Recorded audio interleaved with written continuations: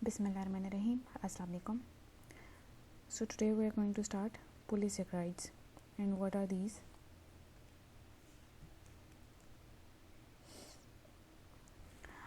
तो अभी तक हमने पढ़ा है मोनोसेक्राइड्स. मोनोसेक्राइड्स में थे ग्लूकोज, फ्रुक्टोज एंड गैलेक्टोज.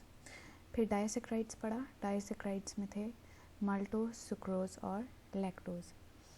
अब हम पोलीसेक्राइड्स पढ़ेंगे. Polysaccharides contain many glucose units and in some cases a few other monosaccharides strung together. तो polysaccharides में क्या होता है, काफ़ी सारे ग्लूकोज यूनिट्स होते हैं और कुछ डिफरेंट ग्लूकोज के अलावा भी कुछ डिफरेंट और भी मोनोसेक्राइड्स होते हैं जो आपस में कंबाइन हुए हुए होते हैं. 3 टाइप्स हैं पोलीसेक्राइड्स की जो कि न्यूट्रिशन में इम्पॉर्टेंट हैं.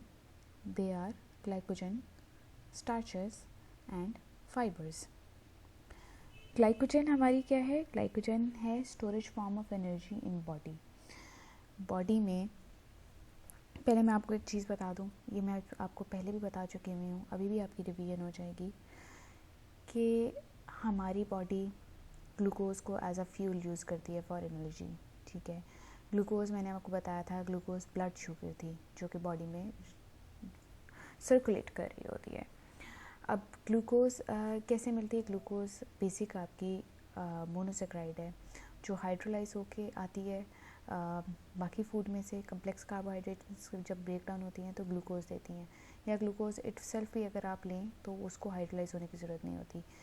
ग्लूकोज सबसे छोटी मोनोसेक्राइड है तो वो ईजिली एब्जॉर्ब हो जाती है बॉडी में, तो और वो ब्लड में आ जाती है. तो फिर ब्लड पूरी बॉडी में सर्कुलेट करता है और सेल्स को ग्लूकोज देता है और सेल्स ग्लूकोज को यूज़ करते हैं एज टू जनरेट एनर्जी. ठीक है, अच्छा, तो ग्लूकोज आपकी हो गई यूज़ करने के लिए एनर्जी, जो आपका यूज़ करने वाला कंपोनेंट है.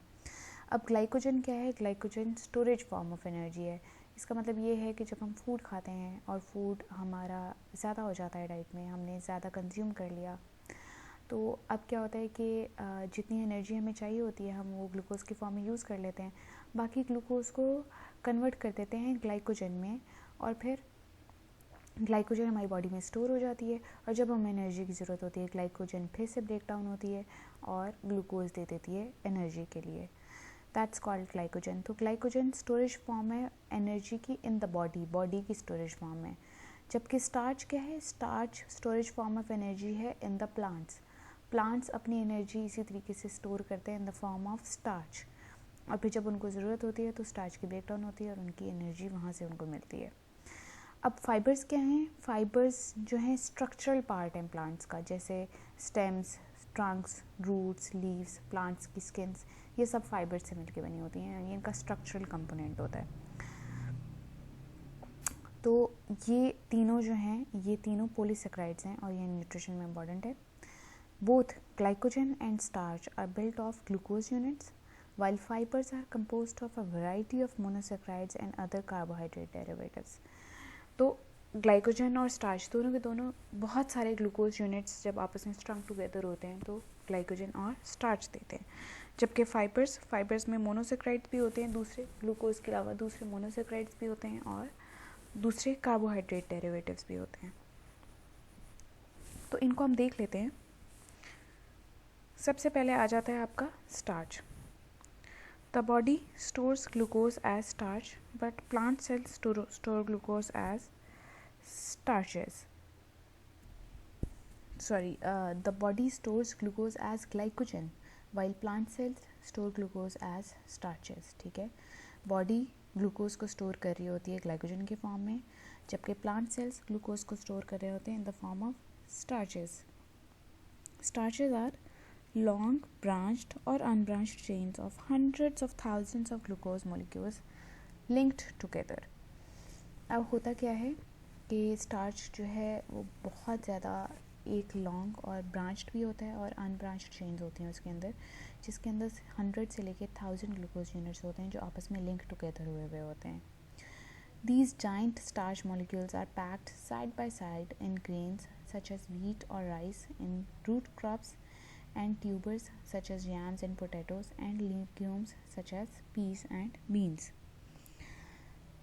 तो आपके स्टार्चेस आपको कहाँ से मिल रहे होते हैं? स्टार्चेस हमें प्लांट्स में से मिलते हैं, जैसे फॉर एग्जांपल वीट है, राइस है, पोटैटोज़ हैं, यैम्स भी पोटैटोज़ की तरह होते हैं, स्वीट पोटैटोज़ जैसे शकरकंदी, लिग्यूम्स आपकी दालें सालें, और बीन्स पीस वगैरह जैसे बीन्स हैं, पीस हैं, आपकी लेंटिल्स हैं, ये सब के सब, इन सब में आपके स्टार्चेस होते हैं। तो हम ज़्यादातर अपने जो कार्बोहाइड्रेट फूड खा रहे होते हैं, हम कहते हैं कि राइस, वीट वगैरह ये कार्बोहाइड्रेट फूड है, तो एक्चुअली में हमें उस कार्बोहाइड्रेट फूड में से स्टार्च मिल रहा होता है. Starch is what we consume. Carbohydrate, we consume carbohydrate in the form of starch from plants. When you eat the plant, your body hydrolyzes the starch and glucose and uses glucose for its own energy purposes. मैंने आपको बताया कि हम food consume करते हैं तो उससे हमें स्टार्च मिलती है, स्टार्च की ब्रेक डाउन होकर हमें ग्लूकोज मिलती है और ग्लूकोज हम यूज़ करते हैं एनर्जी के लिए. Starch is a non-crystalline white tasteless powder. अगर हम उसकी फ़िज़िकल एट्रीब्यूट्स देखें ना, तो वो एक नॉन क्रिस्टलाइन वाइट और टेस्टलेस पाउडर होता है. ठीक है, जैसे स्टार्च, लिटरली स्टार्च यही है. जैसे हम बाज़ार से स्टार्च लेते हैं कपड़ों को कलफ लगाने के लिए, जो कलफ होती है वो स्टार्च होती है. तो क्या होता है, वाइट नॉन क्रिस्टलाइन टेस्टलेस सा पाउडर होता है वो. ठीक है, तो that's what starch is. It consists of 4,000 to 15,000 glucose units. तो इसमें ग्लूकोज यूनिट्स की अमाउंट आप देखें अच्छी खासी है. 4,000 से लेके 15,000 तक ग्लूकोज यूनिट्स होंगे जो आपस में कंबाइन होकर एक स्टार्च मॉलिक्यूल बनाते हैं. अब स्टार्च मॉलिक्यूल में स्ट्रेट चेन्स भी होती हैं ग्लूकोज यूनिट्स की, और ब्रांच्ड चेन्स भी होती हैं ग्लूकोज यूनिट्स की. अगर तो स्ट्रेट चेन होगी तो उसको हम अमाइलोज कहते हैं. स्टार्च की भी दो टाइप्स हैं, अमाइलोज एंड अमाइलोपेक्टिन. तो उसमें अगर खाली स्ट्रेट चेन्स होती हैं तो हम उसको अमाइलोज कहते हैं. उसके अंदर glucose units alpha 1 to 4 linkages के दौरान में होते हैं, कि मतलब उसके अंदर अल्फ़ा 1 to 4 ग्लाइकोसिडिक लिंकेजेस होते हैं. लिंकेजेस, ग्लाइकोसिडिक लिंकेजेस की मैंने बात आपको अभी बायोकेमिस्ट्री में बताई है. और उसके अलावा अमाइलोपेक्टिन ब्रांच्ड चेन है. इसके अंदर आपके जो ग्लूकोज हैं वो अल्फ़ा 1 to 6 लिंकेजेस के साथ होते हैं. अमाइलोपेक्टिन में ब्रांच्ड चेन्स भी होती हैं और स्ट्रेट चेन्स भी होती हैं. ज़्यादातर स्ट्रेट चेन्स होती हैं, और उसके अलावा 4 to 5% ग्लूकोज जो है वो ब्रांच चेन्स की फॉर्म में होता है. इसको मैं आपको फिगर के ज़रिए से समझाती हूँ. ये देखें, आपका अमाइलो स्ट्रेट चेन है, ये याद रखिएगा, और अमाइलोपेक्टिन आपकी ब्रांच्ड चेन है.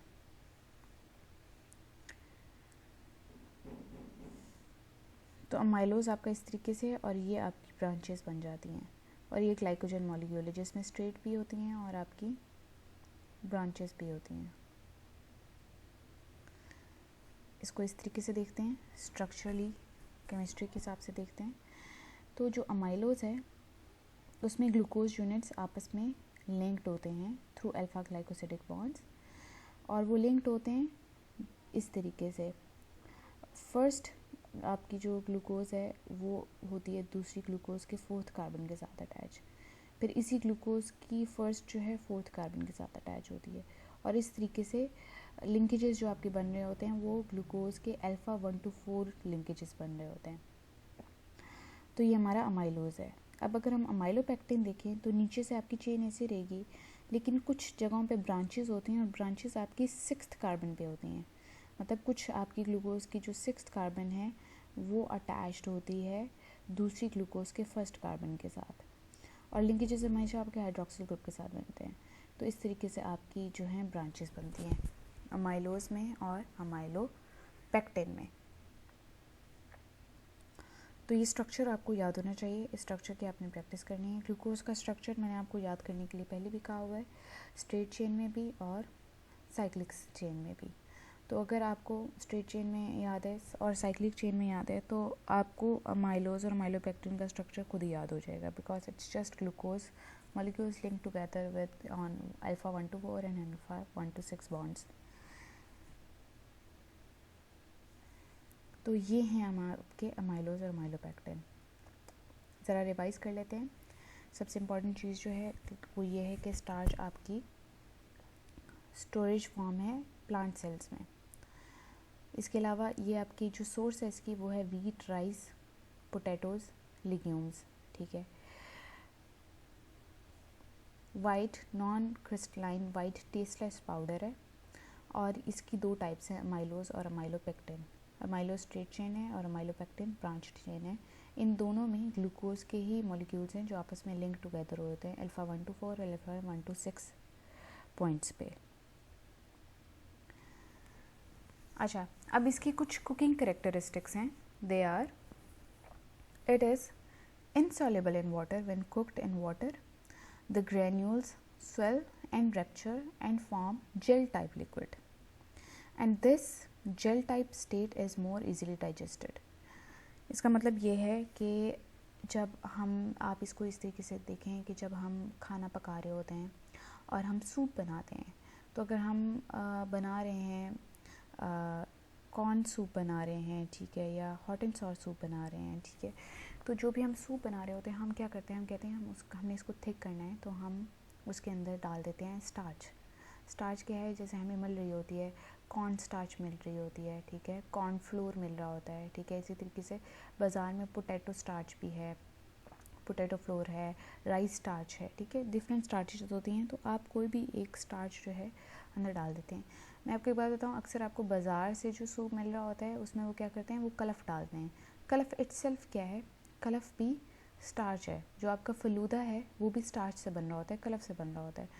तो स्टार्च क्या है, वो यही है, वो आपकी जो है आपके प्लांट में से आपको मिल रही होती है। ज़्यादातर पोटैटो या राइस में से लेते हैं, या किसी भी आपका स्टार्ची जो भी आपका प्लांट है उससे आपको स्टार्च मिल जाती है।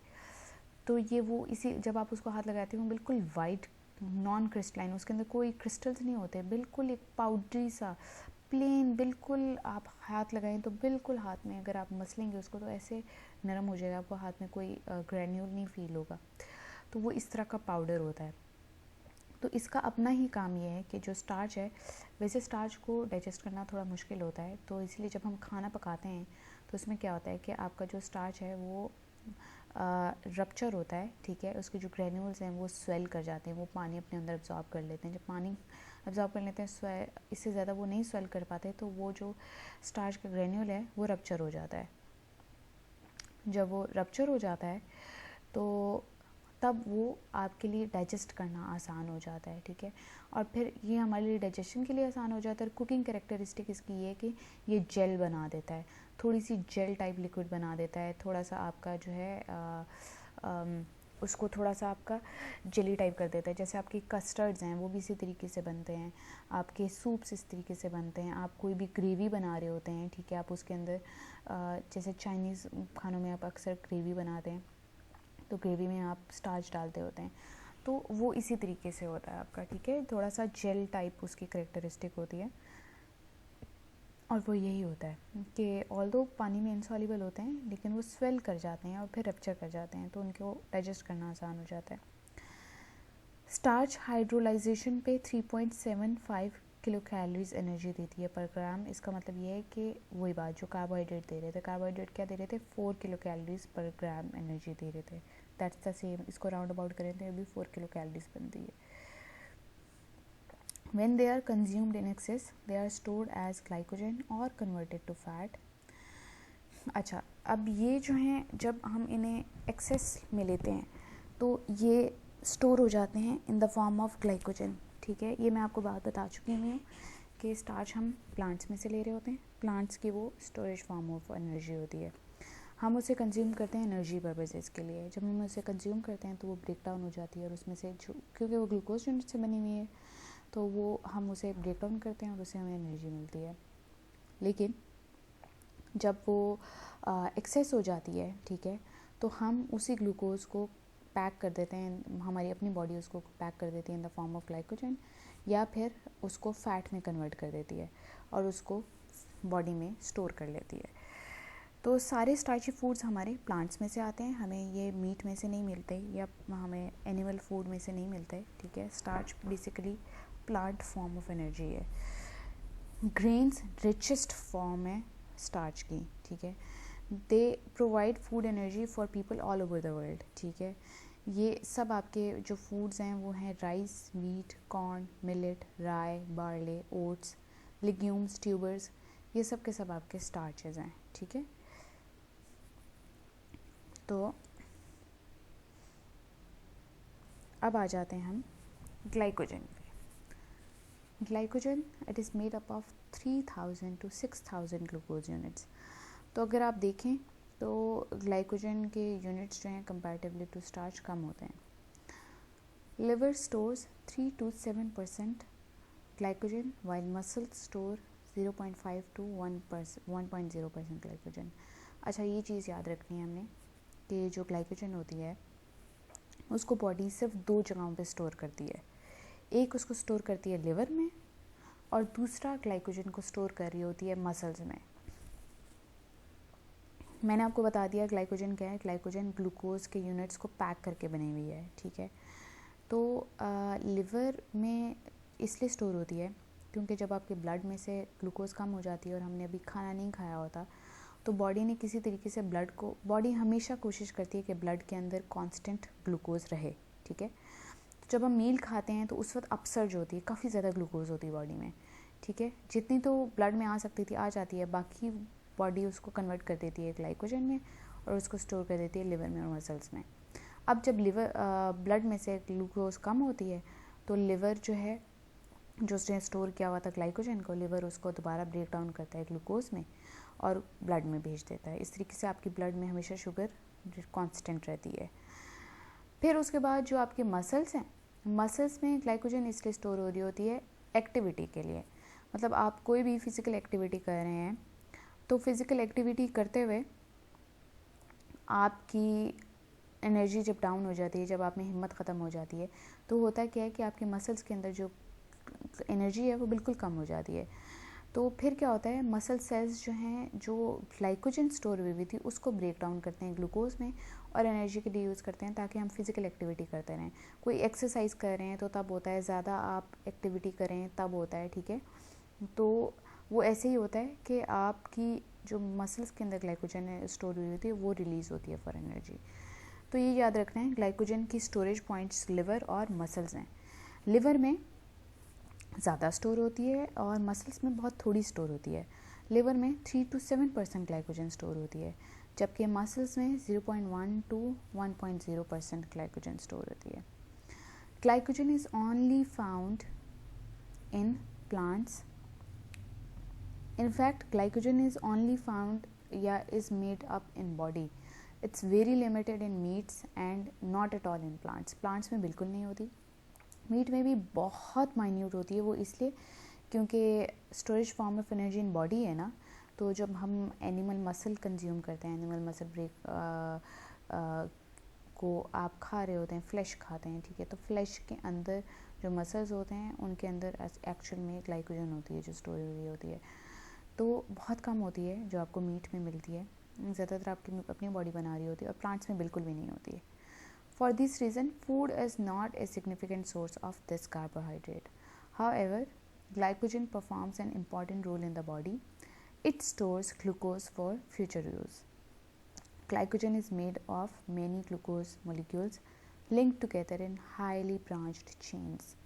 अच्छा, तो मैंने आपको बताया कि फूड इसकी अच्छी सोर्स नहीं है, ये बॉडी में ही बनती है और बॉडी में इसका इंपॉर्टेंट फंक्शन यही है कि ग्लूकोज को स्टोर कर रही होती है फॉर फ्यूचर एनर्जी। ग्लाइकोजन क्या होता है, ग्लाइकोजन में भी ग्लूकोज मॉलिक्यूल्स होते हैं, they are linked together in highly branched chains, ठीक है।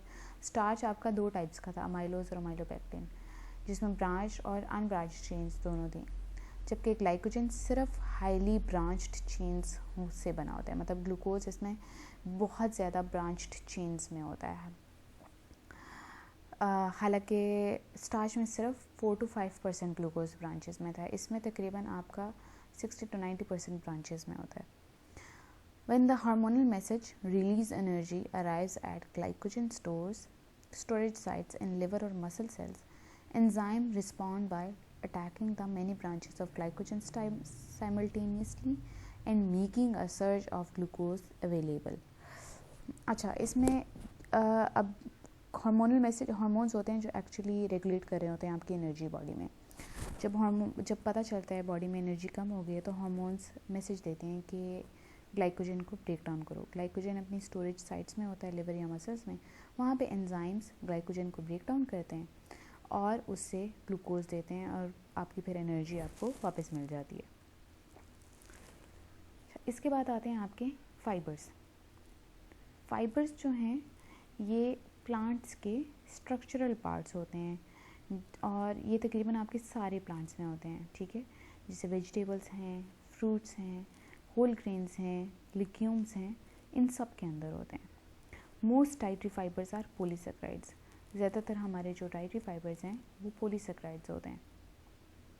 As mentioned earlier, starches are also polysaccharides, but dietary fibers differ from starches in that the bonds between the monosaccharides cannot be broken down by digestive enzymes in the body. तो इसमें क्या होता है कि आपके starches polysaccharides होते हैं, लेकिन डाइटरी फाइबर्स स्टार्चेस से डिफ़र कर रहे होते हैं, ठीक है। इसमें ये होता है कि स्टार्चेस के दरमियान जो बॉन्ड था वो आपका अल्फ़ा 1-4 या 1-6 ग्लाइकोसिडिक लिंकेज थी और वो हमारे जो बॉडी के एंजाइम्स हैं वो उसको इजीली ब्रेक डाउन कर लेते हैं। लेकिन फाइबर्स के दरमियान में जो बॉन्ड होता है मोनोसेकेराइड्स के दरमियान में वो इस तरह का होता है, वो ना तो अल्फ़ा 1-4 होता है और ना ही अल्फ़ा 1-6 होता है, ठीक है। वो बीटा की फॉर्म में होता है और वो जो बॉन्ड होता है उसके लिए बॉडी में एंजाइम्स नहीं होते, तो बॉडी डाइटरी फाइबर्स को डाइजेस्ट नहीं कर सकती, ठीक है, क्योंकि बॉडी के पास एंजाइम ही नहीं है उसकी ब्रेक डाउन के लिए। तो जिस तरह से हम कंज्यूम करते हैं उसी तरह से वो एक्सक्रीट हो जाती है, ठीक है। तो इस वजह से हम डाइटरी फाइबर्स को अक्सर नॉन स्टार्च पॉलीसेकेराइड्स भी कहते हैं, क्योंकि स्टार्च आपकी ब्रेक डाउन हो जाती है बॉडी में। ये भी पॉलीसेकेराइड्स हैं लेकिन ये नॉन स्टार्च पॉलीसेकेराइड्स हैं क्योंकि ये ब्रेक डाउन नहीं हो रहे होते। But dietary fibers pass through the body. They contribute, because dietary fibers pass through the body, they contribute no monosaccharides and therefore little or no energy.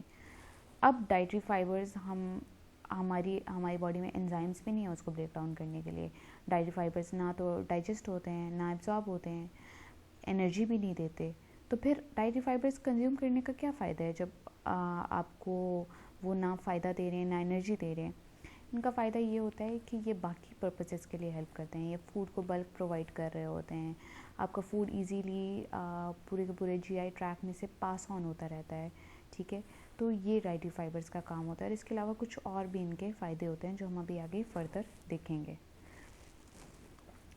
तो आपके जो डाइटरी फाइबर्स हैं वो 2 ग्रुप्स में डिवाइडेड होते हैं और ये ग्रुप्स होते हैं आपके on the basis of solubility, soluble fibres and insoluble fibres. जो सॉल्युबल फाइबर्स होते हैं ये वाटर में डिज़ोल्व हो जाते हैं और जेल बना देते हैं, विस्कस टाइप की थिक सी जेल सा लिक्विड बना देते हैं। And they are easily digested by bacteria in colon and they are fermentable. इसका मतलब ये है कि ये हमारी बॉडी से डाइजेस्ट नहीं होते लेकिन हमारे कोलॉन में बैक्टीरिया होता है, प्रेजेंट होता है, ह्यूमन इंटेस्टाइन्स में बैक्टीरिया प्रेजेंट होता है। जो बैक्टीरिया होता है वो उनको इजीली डाइजेस्ट कर लेते हैं। ये उस बैक्टीरिया का फूड होता है, हमारी ह्यूमन बॉडी का नहीं होता लेकिन उस बैक्टीरिया का फूड होता है। तो ये सॉल्युबल, सिर्फ जो इनमें से सॉल्युबल वाले फाइबर्स होते हैं वो बैक्टीरिया उनको कंज्यूम करता है और ये फर्मेंटेबल होते हैं। ये जो फाइबर्स होते हैं ये ज़्यादातर आपके ओट्स, बार्ले, लिग्यूम्स और फ्रूट्स वगैरह में होते हैं। ये जो सॉल्युबल फाइबर्स हैं इनका फंक्शन ये होता है that they are most often associated with protecting against heart diseases and diabetes by lowering blood cholesterol and glucose levels. इनका एक और फंक्शन भी है कि ये ब्लड कोलेस्ट्रॉल भी लोअर करते हैं और ग्लूकोज लेवल्स भी लोअर करते हैं।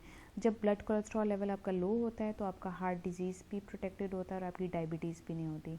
डायबिटीज़ ये होता है जिसमें शुगर बहुत ज़्यादा हाई हो जाती है और हार्ट डिजीज़ ये होता है कि उसमें फ़ैट बहुत ज़्यादा बॉडी में हाई होता है। तो ये बॉडी में शुगर और फैट दोनों को कम रखती है। इसको हम आगे देखेंगे भी कि किस तरीके से कम रखती है। फिर इनसॉल्युबल फाइबर्स आ जाते हैं। Insoluble fibres, these do not dissolve in water and they do not form gels. They are non-viscous and are less readily fermented by bacteria and colon. So they are found mostly in whole grains and vegetables. तो जो आपके insoluble fibres हैं ये water में dissolve नहीं होते, ये jail नहीं बनाते, और ये बैक्टीरिया से फर्मेंटेड भी नहीं होते। ये ज़्यादातर आपके होल ग्रेन्स में होता है, जैसे वेजिटेबल्स और आपके होल ग्रेन्स में और वेजिटेबल्स में। सॉल्युबल फाइबर्स आपके ज़्यादातर लेग्यूम्स में और फ्रूट्स वगैरह में होते हैं। इनसॉल्युबल फाइबर्स आपके ज़्यादातर होल ग्रेन्स में और वेजिटेबल्स में होते हैं। Insoluble fibres promote bowel movements, alleviate constipation and prevent diverticular disease. Insoluble fibres आपकी बोवल मूवमेंट्स, आपकी जो फूड जो आपका जीआई ट्रैक्ट में से पास हो रहा होता है उसको इजीली पास ऑन कराता है, ताकि आपकी बॉडी उसको एफिशिएंटली डाइजेस्ट कर सके। उसके अलावा जब आपका इजीली आपका पास ऑन हो जाता है और इसी तरीके से इजीली आपकी बॉडी में से एक्सक्रीट भी हो जाता है, तो ये कॉन्स्टिपेशन एलिवेट करता है, क्योंकि कॉन्स्टिपेशन में ये होता है कि आपका वेस्ट प्रोडक्ट आपकी बॉडी में से एक्सक्रीट नहीं हो रहा था, ठीक है, आपकी वेस्टेज, आपके स्टूल्स एक्सक्रीट नहीं हो पाते क्योंकि स्टूल्स बहुत ज़्यादा ड्राई हो चुके होते हैं। तो इनसॉल्युबल फाइबर स्टूल को सॉफ्ट रखते हैं, और इसके अलावा डाइवर्टिकुलर डिजीज़ को प्रिवेंट करते हैं। डाइवर्टिकुलर डिजीज़ एक डिजीज़ है जिसमें कोलॉन्स के अंदर पॉकेट्स और पाउचेस बन जाते हैं, तो ये हेल्प करता है, कोलॉन की हेल्थ को मेंटेन रखता है, इस वजह से कोलॉन के अंदर पॉकेट्स और पाउचेस नहीं बनते।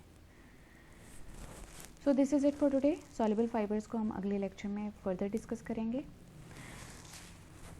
राइट नाउ आप स्टार्चेस को और ग्लाइकोजन को और सॉल्युबल फाइबर्स हैं क्या, आपने इनको याद करना है और इनके ऊपर लेक्चर बनाना है। Thank you for your concentration. अल्लाह हाफ़िज़।